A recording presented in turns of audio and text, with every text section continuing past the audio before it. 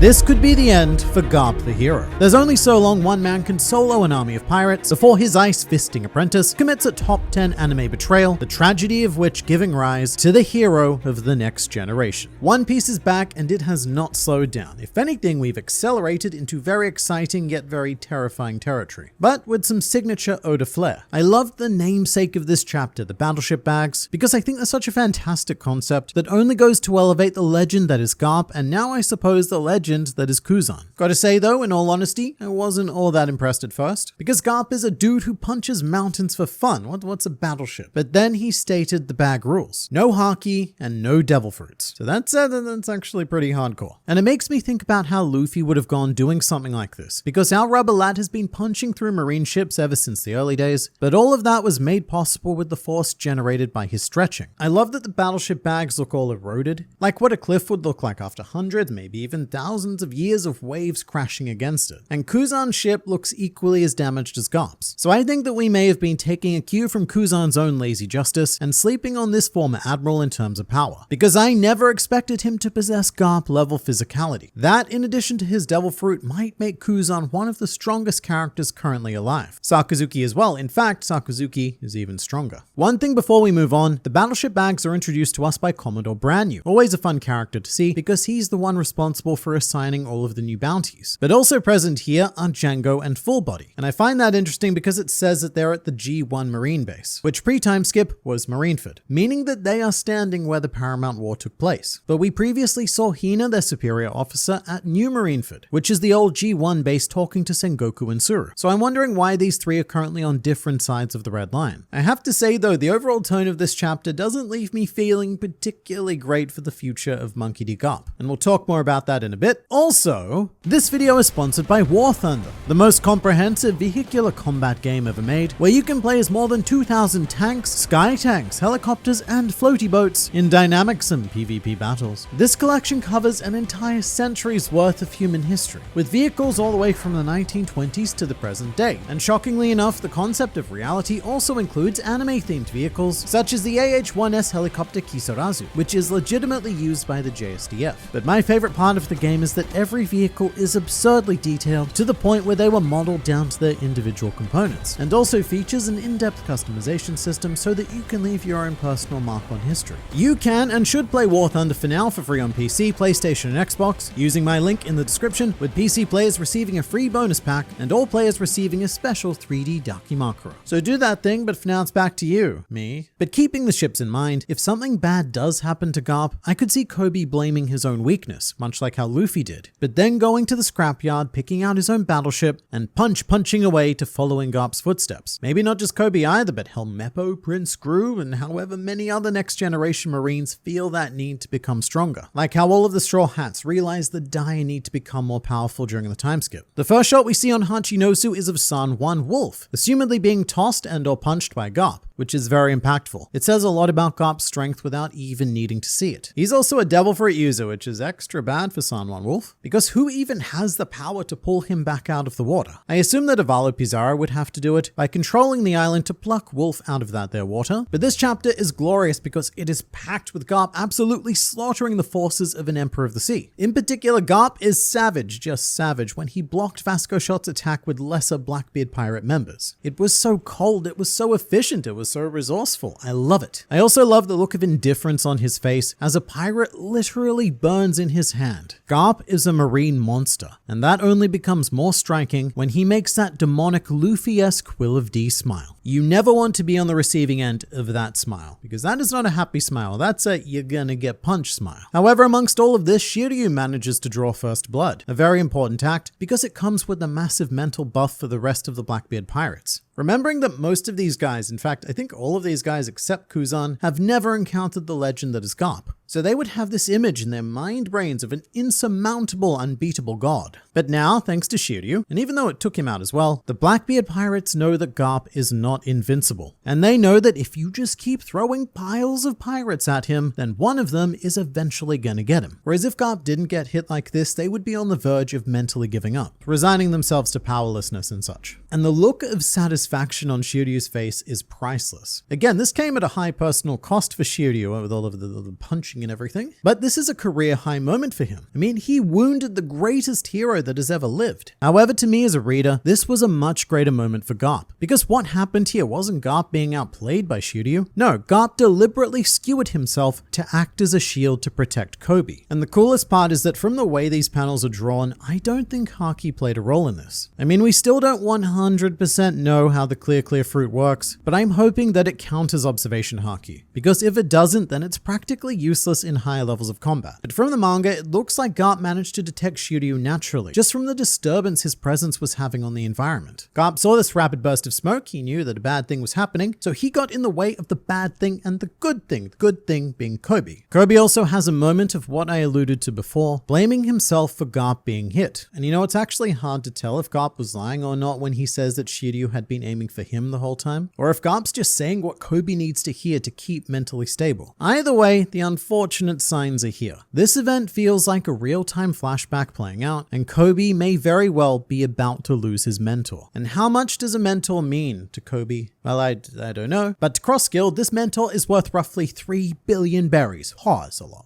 Garp's bounty is revealed in this chapter, and it's a bit abstract, being 3 crowns, with each crown being worth 1 billion berries. And funnily enough, that means that Garp is worth exactly as much as Luffy is. And weirdly enough, it also means that Garp is worth exactly as much as Eustace Kid as well. And not to get too economic here, but you do, I guess you don't, I guess I do. I wonder about the liquidity of Cross Guild. If someone did present Garp the hero, then would they have the cash on hand to pay? Because 3 billion berries is a lot. I mean, that's about 30% of the worth of the entire kingdom of Dressrosa, at least according to the Flamingo market. But no matter what, we are talking world noble money here. In addition to Garp, our Marine Admirals also have 3 crown bounties, which is incredibly close to what I thought in the Marine bounty prediction video. But the bounty range for an Admiral must be somewhere between 3 to 3.5 billion berries at least. But for now, mission successful. Off screen, almost all of the Marines and all of the slaves have been brought aboard the ship, including Hibari, who we last saw frozen by Kuzan. Toshigi is there on the ship caring for her, but later we see Hibari lamenting about how not great she was in this conflict. And I guess that's just what happens when you bring flowers to a pirate fight. And so there are just 4 Marines remaining: Garp, Kobe, Helmeppo, and Prince Gru. I really like Gru continuously seeking validation from Garp with his whole "Garp, am I also the future of the Marines?" trying to be on par with Kobe. Oh, you know what? You know what Prince Gru is. Gru is Kobe's Cavendish. The guy who is so full of himself and wants to be the center of attention, but deep down he knows he isn't the main character. So much needed Helmeppo appreciation now, because Kobe, I would expect, to be one of the last on the island to ensure everyone's safety, even if they were the ones who initially came to rescue him. That's just the kind of guy that Kobe is. But Helmeppo, mate, he has come so damn far, both in terms of power and in terms of character. Thinking back to both he and Kobe at Marineford, both of them were completely overwhelmed to the point where they tried to run away. And now they're the complete opposite. They're the ones who are heroically leaping into combat. Although Kobe is now the ace of this conflict and Garp is the Whitebeard. So hopefully Kobe will learn from Ace's mistake if Garp was to complete a full Whitebeard. Curiously, there is no sign of Perona or Gecko Moria. Granted, it would be a pretty bad idea for them to try and escape on the Marine ship. I suppose they would prefer to commandeer another vessel and escape in the chaos. Or maybe they prove to be the X factor that allows everyone to escape. But until then, I will continue to wait patiently, very patiently, for Gecko Moria to become relevant again. For now though, we have a really cool Kuzan flashback, and Garp looks so young in this flashback. It's like God Valley era Garp. Although his meeting with Kuzan is probably about a decade after that, because Kuzan would have been less than 10 during God Valley. It's so almost frustratingly simple, but Oda does a small montage of the two of them bonding whilst punching ships throughout the years, and it really is nothing revolutionary. It's classic, it's tried and tested, it's an easy way to build a relationship between characters very quickly, but it worked. It worked on me. And it's really fun how the roles reverse throughout the years. Kuzan starts out annoying Garp, and then the relationship switches to Garp interrupting Kuzan doing all of his admiral stuff, which might even be part of how Kuzan's lazy justice formed. He tried to do work, he tried to do active justice, but Garp kept forcing him to take snack breaks. But all in all, it gives you a very circle of life feel, like Garp, the parent, raising the child, and then Kuzan, the adult, taking care of the parent. One massive thing revealed in this flashback that may go unnoticed is that Garp refers to Dragon as his son, which is the first time he has ever claimed a blood relation to Dragon. And if you're not chronically online, like